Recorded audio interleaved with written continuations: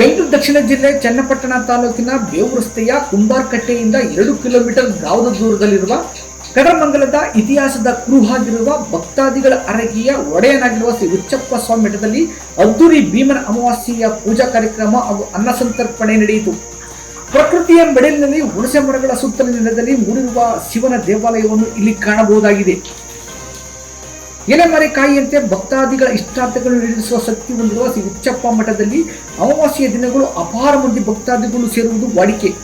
ಮಠದ ವಾರಸುದಾರರಾದ Santhanalakshmi doctor K T. Lakshmamma, doctor Padmavathi ಶಿವಪ್ಪರ 4 ತಲೆಮಾರಿನ ಇಂದಿನ ವಾರಸುದಾರರೇ ಹುಚ್ಚಪ್ಪರಾಗಿದ್ದು, ದೈವ ಸಂಭೂತರಾಗಿದ್ದ ಇವರು ಶಿವನ ಆರಾಧಕರಾಗಿದ್ದರು ಎಂಬ ಪ್ರತೀತಿ ಇದೆ. ಬಹು ನಿರ್ದೇಶಕ ಲಿಂಗೇಶ್ ಕುಮಾರ್ ಮಠದಲ್ಲಿ ಅನ್ನ ಸಂತರ್ಪಣೆ ನಡೆಸಿದ್ದರು. ಶಾಸಕ ಸಿ.ಪಿ. ಯೋಗೇಶ್ವರ್ ಮಠಕ್ಕೆ ಆಗಮಿಸಿ ದೇವರ ದರ್ಶನ ಪಡೆದು ಸರದಿ ಪಂಕ್ತಿಯಲ್ಲಿ ಕುಳಿತು ಬೋಧನ ಸ್ವೀಕರಿಸಿದರು. ಈ ಸಂದರ್ಭದಲ್ಲಿ ಬಹು ನಿರ್ದೇಶಕ ಲಿಂಗೇಶ್ ಕುಮಾರ್, ಕೇಂಬ್ರಿಡ್ಜ್ ಸಮೂಹ ಶಿಕ್ಷಣ ಸಂಸ್ಥೆಗಳ ಸಂಸ್ಥಾಪಕಿ ಚಿತ್ರಲಿಂಗೇಶ್ ಕುಮಾರ್, ಪುಣ್ಯ ಆಸ್ಪತ್ರೆಯ ಸಂಸ್ಥಾಪಕ Shivappa, doctor Padmavathi, doctor K T. Lakshmamma ಹಾಗೂ ಹಲವಾರು ಮಂದಿ ಭಕ್ತಾದಿಗಳು ಹಾಜರಿದ್ದರು.